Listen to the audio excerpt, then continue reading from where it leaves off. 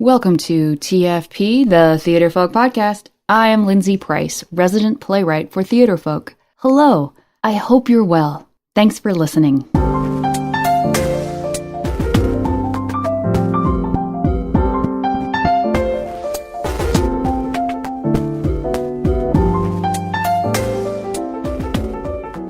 Welcome to episode 87.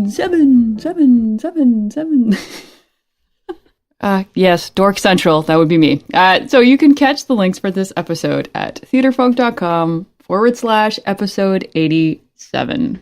So last week we talked about character interpretation from the director's perspective and how two directors for my play Cobweb Dreams saw their particular productions. You know, same script, same set, same costumes, same blocking, and then completely different productions. So this week we are going to talk to the students from that production. I have two sets of students, each who prepared the same character. One for the high school production of Cobweb Dreams, and then one for the middle school production. And I really wanted to get their point of view on character interpretation, especially since they were able to see, basically right in front of them, another actor preparing the exact same role. So how does that affect their preparation? Were they intimidated or exhilarated, right? So let's talk to our first set. Quick!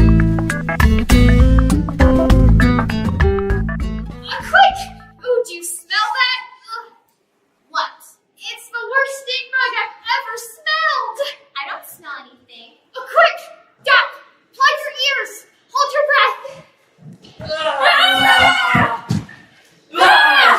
Why is everybody yelling? Mom, you have changed! Change! What is on your head? Can we get up yet? Not yet! Still stinky. You're just making asses of yourself. Hi, all right. So I am here, and I am in Owensboro, and this is actually a very cool situation because we're sitting in a theater, and it's empty and it's quiet. The stage is empty, and I'm sitting here with two actors. I'm sitting here first with Tucker. Hello. Hello. And with Corey. Hello. Hello. And Tucker, what are we here to talk about? Cobweb Dreams. Cobweb Dreams, that's right. I'm going to be seeing, and it's tonight, right? It's this afternoon. We have the middle school production doing their first performance, and then tonight, with Corey, we have the high school performance, right? Yes, we do. Are you guys excited? Oh, yes. Yeah? Very? You guys finally get to get it in front of an audience. Are you ready, Tucker? Yeah, as ready as I'll ever be. Yeah, that's good. How about you, Corey? Yes, very well ready. Good. So what's really interesting is that, so Tucker is in the middle school production of Cobweb Dreams, and Corey is in the high school production, and they're playing the exact same roles. Corey, what role do you play? Bottom. Yes. So Cobweb Dreams is a sort of a version of A Midsummer Night's Dream, and some of the same characters are the same. Just like that. So did you want this part, Corey? Oh, yes, very. It's comedic role. Love make people laugh. When I read the script, wanted Bottom. How about you, Tucker? Same. Yeah, you really wanted this part? Yeah. Tell me why. Well, I like making people laugh and being laughed at, so that's pretty much it. Now, is this part easy for you or difficult? Well, it's something that I know how to do, but there's different difficulties because it's a different character. What's something that's difficult? The lines confuse me sometimes. Yeah? I just cut people off a lot in the show. Right. So it's hard to get the timing right. Yeah.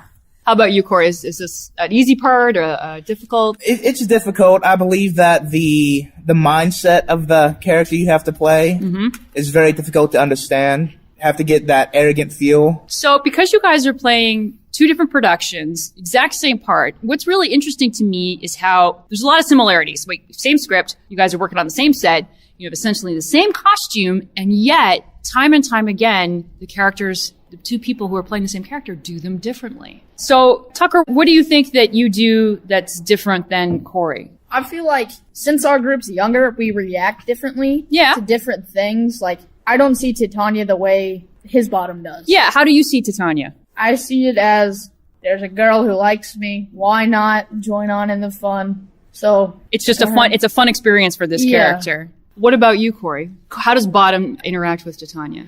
I believe that he's so into himself that he doesn't realize that the person in love with him isn't even human. He's just like, okay, this gorgeous girl is hitting on me. I'm just going to go along with it. Why not? Right. Now, you guys, when you were doing your rehearsals, did you guys talk about the role together? Yeah. Yes. And what was that like, Tucker?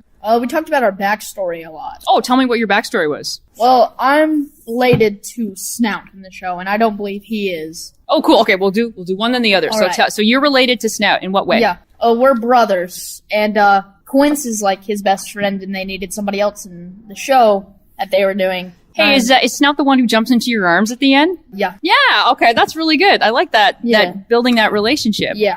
They needed somebody else, and I was like, nah, and they're like, come on. So I did it, and then it turns out I'm obsessed with it, so why not do it everywhere I go? Yeah. And just perform, even though I'm not that good. Do you think this character knows that he's not that good? No. He No? thinks he's the best thing in the world. Yeah. Yeah. Cool. And then what was your backstory here, Corey? It was Snout. I actually am related to Snout. However, I put it as more of a deeper, like, sad kind of, like, our mother, like, left us after which, so Snout kind of raised me and all that with my father. And I put it as he doesn't really see the world through anyone else's eyes except Snout. So he's really arrogant. He's like Snout. Really? So Why is backstory important? it helps character development so much. It tells you where you're from, how you develop, how you perform out there. Yeah. Do you have a lot of experience, Tucker, doing like all this kind of backstory and character development for your stuff? I usually wrote like a page, but for this one, I had somebody who was there behind me and helped me, which was Corey. So I ended up writing 2-3 pages. Yeah. Because he helped me, he helped me get through, so I was confused on a lot of stuff, and he's older, so he would have understood. So you have someone who is older who's playing the same part as you, and he's sort of like, if there was anything that you didn't understand in the script, then he sort of explained it? Yep. What's something that you didn't understand? The song, because I'm singing, and he told me this song.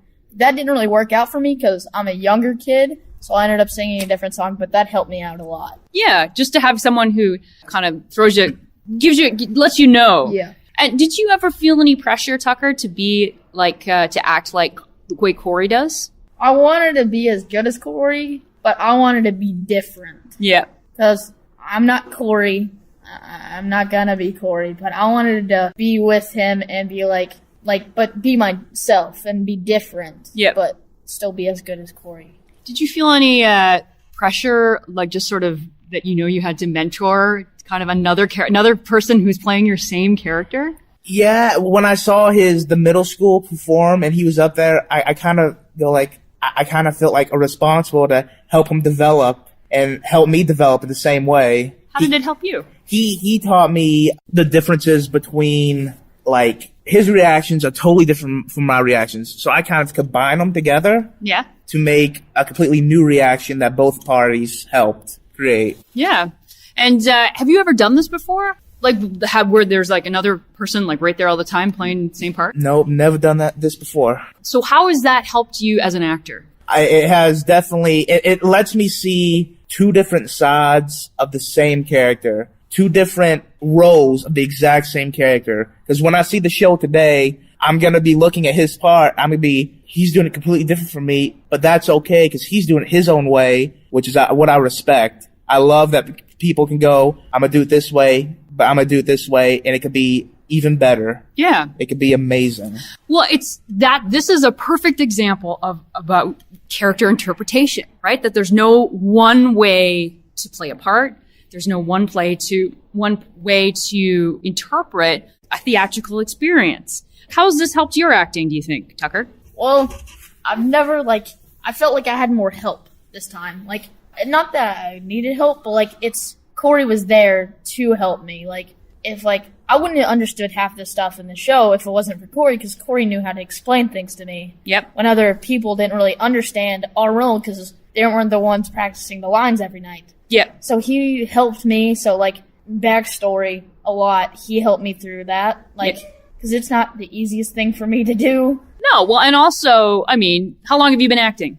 A while. Yeah, but this is this one of the few parts where it's been this involved? Yeah. Yeah, so maybe it's something that, how are you going to tackle your next role, do you think, based on this experience? I don't know. I'm going to find somebody who can help me out too, who actually, they know it as well. Yeah. Because, I saw it when Corey helped me. It helped me grow so much, and another person can do the exact same thing. Because I want the help. I want the criticism. Because all criticism does is help you. Yeah? It helps you more and more. What about you, Corey? What will you take from this to the next thing that you do? I believe the next thing I do is when I get the character and when I get the script, I'll actually have someone perform the other character so I can take their interpretation and mold it into my own interpretation to get two different sides of the story. Well, it's just it's so funny because sometimes you see something that you just never thought of, you know, and that can really help you grow. Like that's just what you guys are saying. It can help you grow as an actor. So you're excited for the show. What's the thing you're looking forward to the most, Tucker? I don't know. Doing my final monologue. Doing your final monologue? It's really fun. Yeah? Yeah. I think that moment that you guys have when, I just love it when Snout he runs down and he just leaps into your arms. And I catch him. And you catch him. And it just is are you looking forward to the audience? Yeah. Responding to what you have to do? Yeah, definitely. How about you, Corey? My favorite part about performing is the audience reaction, because I take what they give me and I go, okay, I'm doing something really good here. I just love when they give me a laugh. That's my favorite part of doing this. Awesome. Cool. Thank you so much for talking to me. Thank you. Thank you. Great. Awesome. Okay. So now we're going to talk to two different actors. Again, one high school student and one middle school student. And this brings in a different aspect of character interpretation. The same character played by two different genders. So how does gender affect interpretation from the actor's point of view? Okay, let's do it.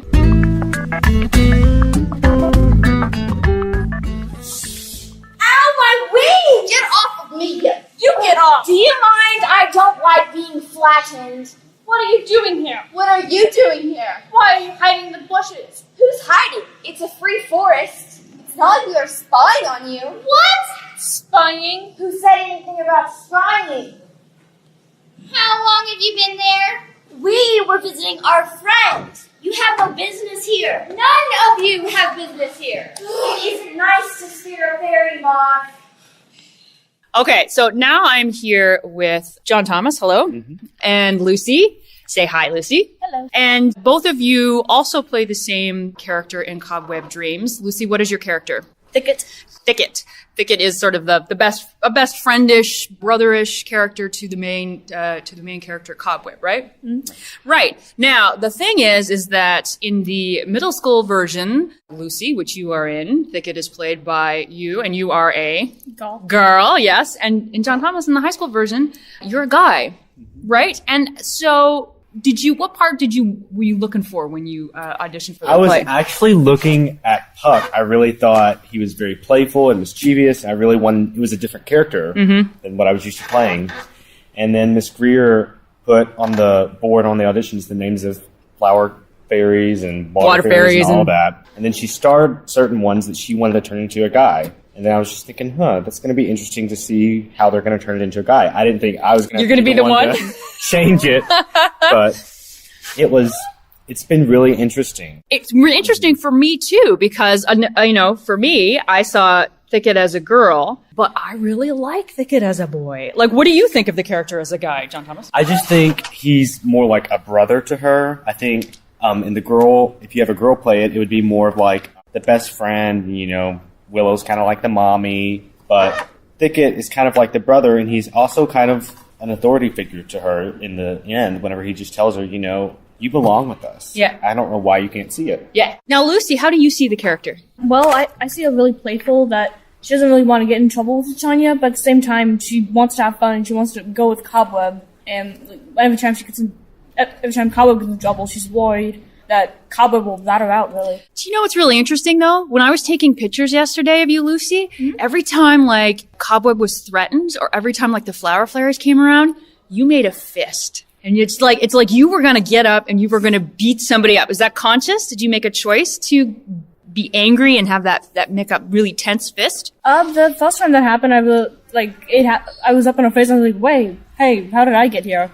And then, the other times I thought, oh, well, I thought that was fun. Might as well go with it. Yeah, it's a really interesting image, which I think the high school, John Thomas, you're think it's not like that at all. No, how do you see He that kind? is a lot like Willow. The way that I looked into the backstory is that Willow and Thicket were brother and sister. Right.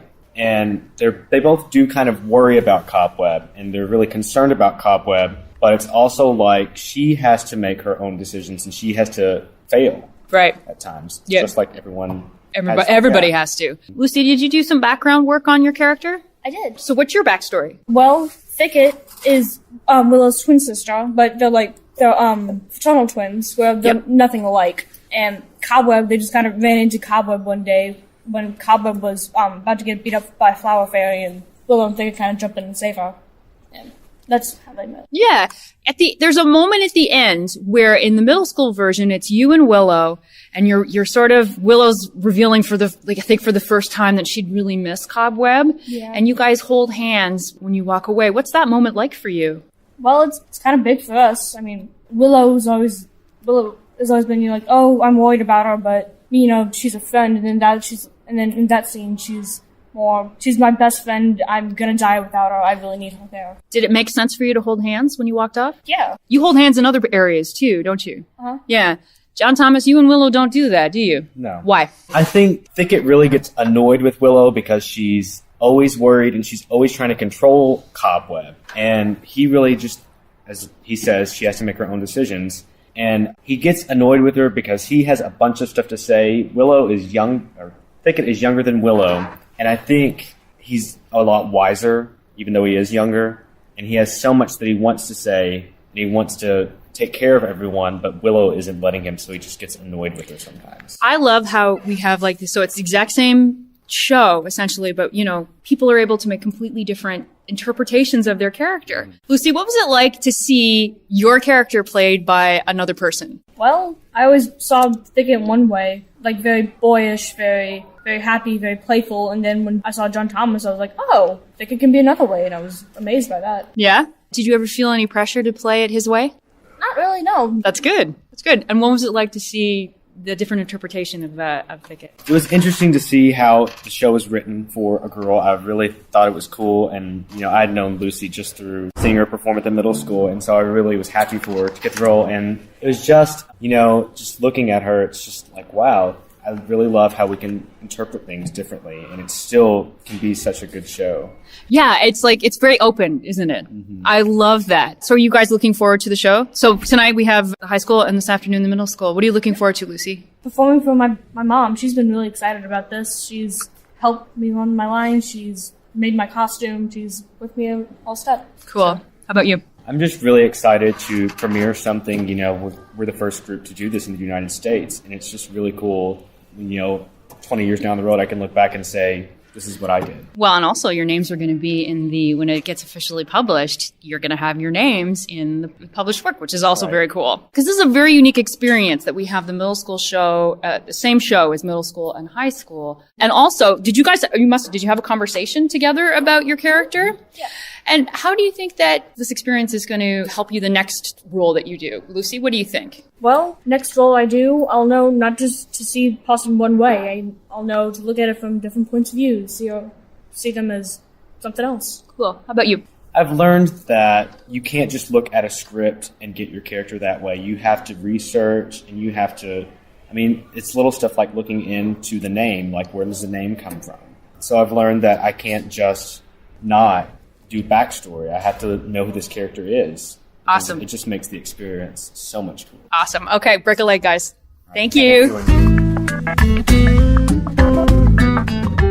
Thank you, guys. Okay, so don't forget, you can find the links for this episode at theatrefolk.com/episode 87. Before we go, let's do some Theatrefolk news.